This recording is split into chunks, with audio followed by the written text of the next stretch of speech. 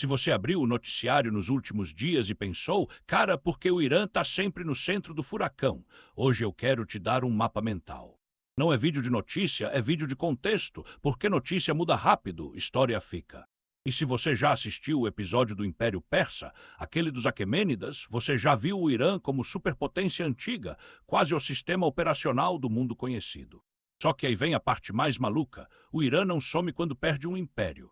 Ele muda de forma, cai, renasce, se reinventa e chega no século XX como um país modernizando no acelerador e logo depois, virando a mesa com uma revolução que mexe com o planeta até hoje.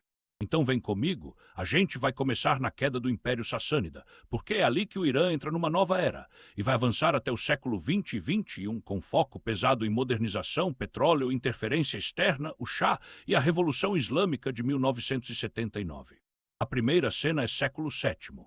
O Império Sassânida, que governava a Pérsia desde 224 d.C., era um estado grande, organizado, com burocracia, exército e uma identidade religiosa forte ligada ao zoroastrismo. Só que ele já vinha exausto de guerras longas contra o Império Bizantino. E aí acontece uma virada histórica. Após a expansão islâmica inicial, exércitos árabes começam a avançar sobre a Pérsia.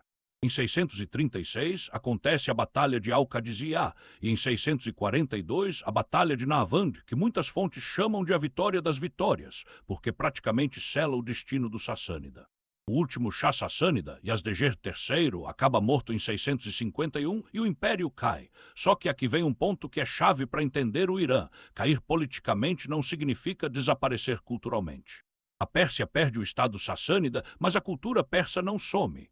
A língua, as tradições administrativas, a literatura e o prestígio civilizacional continuam. E mais, ao longo dos séculos seguintes, muita dinastia muçulmana que governa a região se persianiza na prática.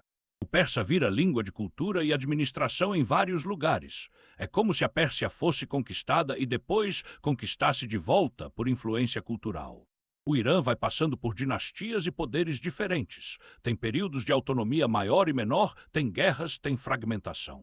E aí vem outra pancada continental, as invasões mongóis. No século XIII, o mundo islâmico entra em choque com a expansão mongol e em 1258 Bagdá cai. Essa queda mexe com o centro político do Califado Abássida e com o equilíbrio regional. A região iraniana entra em outra fase de domínio e reconfiguração. Mais uma vez, trauma, destruição, mas também reorganização. A Pérsia vai sobrevivendo como ideia e como tecido cultural. Agora segura uma virada essencial para o Irã moderno, o século XVI. Em 1501, uma dinastia chamada Safávida toma o poder com Ismail I e faz algo que vai marcar o Irã até hoje. Transforma o xismo duodecimano em identidade de Estado. Isso é gigantesco, porque o mundo muçulmano ao redor é majoritariamente sunita e o Irã passa a ser um polo xiita com projeto político e religioso próprio. Isso cria uma linha de diferenciação histórica entre Irã e muitos vizinhos, e essa linha continua ecoando na geopolítica moderna. Os safávidas também consolidam um Estado, fortalecem a cultura persa e deixam marcas profundas em arte, arquitetura e administração. Se você pensa em Isfahan como cidade monumental, tem muito safávida ali. E, de novo, o Irã se coloca como potência regional com identidade própria, não só mais uma província. Aí a história acelera para o século XIX, porque é aqui que a briga deixa de ser só regional e vira jogo das potências globais. O Irã, governado por dinastias como a Qajar final do século XVIII até início do XX, está num tabuleiro em que duas potências apertam de um lado e do outro, Rússia e Reino Unido. E aqui vale uma regra da história. Quando você está entre potências maiores, sua soberania vira moeda de troca. Concessões econômicas, influência política, pressão diplomática, o Estado fica endividado e frágil. E mesmo assim surge uma coisa interessante, um desejo interno de limitar o poder absoluto e modernizar instituições. Em 1906, ocorre a Revolução Constitucional Iraniana, que leva à criação de um parlamento, a Majlis e a uma constituição. Isso é um marco porque mostra que antes mesmo do século XX explodir, já existia um Irã com disputa política moderna, com debates sobre lei, representatividade e limites ao monarca. Aí entra o século XX e aqui a gente pisa no acelerador porque é nele que o Irã vira o Irã que aparece no noticiário. Em 1925, sobe ao poder Reza Khan, que vira Reza Shah Pahlavi, fundando a dinastia Pahlavi. Ele é o tipo de líder que olha para o país e pensa: ou eu centralizo e modernizo isso aqui, ou a gente vira brinquedo das potências. E ele parte para um projeto de Estado forte, modernização administrativa, construção de infraestrutura, reforma do exército, incentivo a uma identidade nacional iraniana. Em 1935, ele pede que o país seja chamado internacionalmente de Irã, embora Pérsia continue sendo usado em contextos históricos e culturais. É um gesto simbólico de identidade, só que modernização pelo alto costuma ter um custo: autoritarismo. Reza Shah é centralizador, duro, muitas vezes repressivo, mas ele também cria bases do Estado moderno. E aí o destino traz a Segunda Guerra Mundial e o Irã vira corredor estratégico. Em 1941, no contexto da guerra, forças britânicas e soviéticas ocupam o Irã. O objetivo era garantir rotas de suprimento e evitar que a Alemanha tivesse influência ali. Resultado, Reza Shah é pressionado a abdicar e quem assume é seu filho, Mohammad Reza Shah Pahlavi, o Shah que vai dominar a narrativa até 1979. E agora entra a palavra mágica que explica metade do século XX iraniano: petróleo. O Irã tem petróleo e isso muda tudo. O petróleo vira economia, vira geopolítica, vira interferência, vira trauma nacional. A grande cena dessa fase é o primeiro-ministro Mohammad Mossadegh. Em 1951, Mossadegh vira primeiro-ministro e toma uma decisão histórica: nacionalizar a indústria do petróleo, que estava sob controle de interesses britânicos. Isso vira uma crise internacional enorme. O Reino Unido reage a boicotes, pressões e o país entra num turbilhão político e econômico. O Shah e Mossadegh disputam poder. E aí vem um evento que marca a memória iraniana profundamente. Em 1953, Mossadegh é derrubado em um golpe que, historicamente, é associado a operações de inteligência com apoio externo, num contexto de Guerra Fria e disputa pelo petróleo. Se você quer entender a desconfiança iraniana em relação ao Ocidente, esse capítulo é central. Porque não é só teoria, é memória política. Quando tentamos controlar nosso próprio recurso, mexeram no nosso governo. Depois disso, o Shah volta mais forte, e aqui entra a segunda grande fase Pahlavi: modernização acelerada mais repressão. Nos anos 1960, o Shah lança um conjunto de reformas conhecido como Revolução Branca, com início em 1963. Tinha reforma agrária, ampliação de educação, voto feminino, industrialização, mudanças sociais. Em termos de projeto, era modernização no estilo vamos virar uma potência moderna e pronto. Só que a modernização veio com desigualdades e deslocamentos sociais enormes. Muita gente no campo perde estabilidade. Cidades incham, o Estado concentra poder e a polícia política, frequentemente associada ao nome SAVAK, ganha fama de repressão. Aí nasce um paradoxo. O país tem crescimento, obras, consumo urbano, uma elite cosmopolita, mas também tem uma massa de gente se sentindo deixada para trás, humilhada, controlada. E, em paralelo, líderes religiosos e políticos criticam o regime por submissão a interesses externos, por perda de valores, por autoritarismo.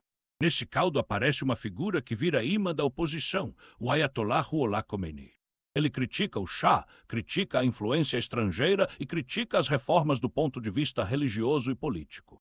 Ele é preso e depois enviado ao exílio, e aqui vem um detalhe moderno: exílio não significa silêncio. Significa rede, sermões, fitas, mensagens circulam. A oposição se organiza em múltiplos grupos: religiosos, liberais, socialistas, estudantes, trabalhadores. E isso importa. A Revolução de 1979 não nasce como um bloco único. Ela nasce como uma coalizão de insatisfeitos. No fim dos anos 1970, o regime entra em crise. Protestos aumentam, repressão gera mais revolta, economia oscila e a legitimidade do Shah derrete. Em 1979, o Shah deixa o país, Khomeini retorna do exílio e a monarquia cai, a Revolução Islâmica vence. E aqui é importante entender a virada. Uma revolução pode derrubar um regime com uma coalizão diversa, mas depois ela precisa virar Estado. E quando vira Estado, alguém manda. No caso do Irã, o projeto que se consolida é o de uma república islâmica, com forte liderança clerical e estruturas políticas próprias. Em 1979, ocorre um referendo sobre o novo sistema, e ao longo do período seguinte o regime consolida instituições, define regras do jogo e elimina ou marginaliza rivais internos. E aí, como se não bastasse, o país entra rapidamente num trauma gigantesco: a Guerra Irã-Iraque, de 1980 a 1988. O Iraque, sob Saddam Hussein, invade o Irã. O conflito vira uma guerra longa, brutal, com centenas de milhares de mortos e feridos e marca uma geração inteira. Esse período reforça a mentalidade de cerco e resistência. O mundo está contra nós, temos que sobreviver. Isso endurece o Estado, fortalece estruturas militares e cria uma identidade nacional de sacrifício que o regime usa politicamente. Depois de 1988, o Irã entra em fases de reconstrução e disputa interna, porque República Islâmica não é uma coisa monolítica. Existe uma tensão constante entre grupos mais conservadores e correntes reformistas, com disputas sobre abertura política, economia, relações externas e papel da religião no Estado. Ao mesmo tempo, o Irã é uma potência regional com interesses e alianças no Oriente Médio, e isso o coloca em atrito com outros países e com potências globais. E aqui entra o ponto que liga passado e presente. O Irã moderno vive uma combinação difícil de três coisas. Primeiro, uma identidade histórica de civilização antiga com orgulho nacional real, não é propaganda vazia. O país tem uma memória longa de império, cultura e Estado. Segundo, uma memória também longa de invasões, pressões e interferências externas, especialmente no século XX, com o petróleo no centro. Terceiro, um sistema político que nasceu de uma revolução e de uma guerra traumática, o que tende a produzir um Estado mais securitário, mais desconfiado e muitas vezes menos tolerante a dissenso. Quando você junta esses três ingredientes, você entende por que o Irã reage como reage, porque ele é tão sensível à soberania, porque ele tem tanto simbolismo religioso e político misturado, e porque as disputas internas e externas frequentemente explodem em crises. Se você assistiu o episódio do Império Persa, você viu a Pérsia Antiga como potência que organizava o mundo com estrada, correio, satrapias e propaganda imperial. O episódio de hoje é a continuação muito mais turbulenta. A história de como esse mesmo território atravessou conquista, islamização, renascimento cultural, virada xiita, pressão imperial europeia, petróleo, modernização acelerada e então uma revolução que muda o tabuleiro do Oriente Médio. Se você curtiu esse episódio extraordinário, fora da série dos impérios, curte o vídeo e se inscreve no Filhos de Heródoto, porque isso ajuda demais a bater as horas de exibição e manter o canal vivo. E comenta aqui embaixo, você quer o próximo História para entender as manchetes sobre qual país? Israel-Palestina, Afeganistão, Ucrânia ou a gente volta para o formato clássico com mais um império?